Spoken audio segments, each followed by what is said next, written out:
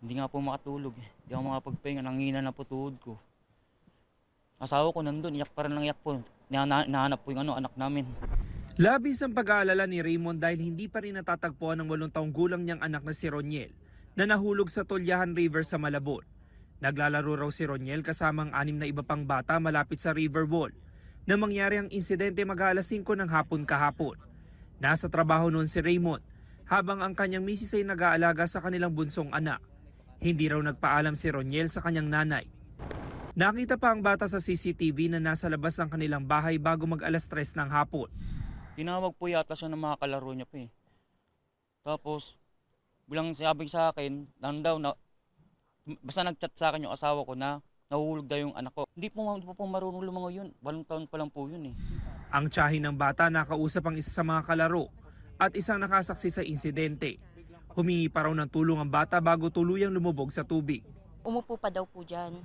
May hawak na stick, tapos winawagayway. Winawasik niya. Tapos nung pagtayo, yun na po yung nalaglag kusa. Sabi din po nung isang bata din po na batang babae po nakalaro, yun yung kasama maglaro talaga dito.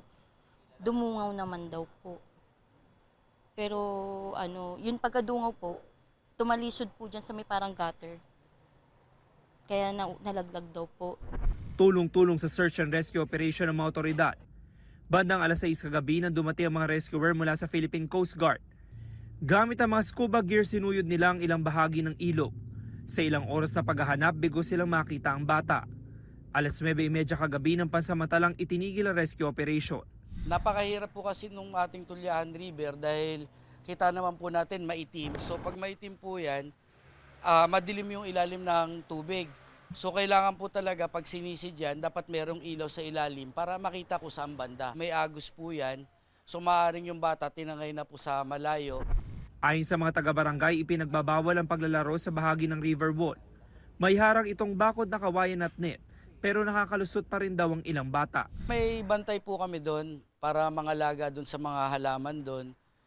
Yun nga lang po siguro, aksidente yun na nahulog yung bata.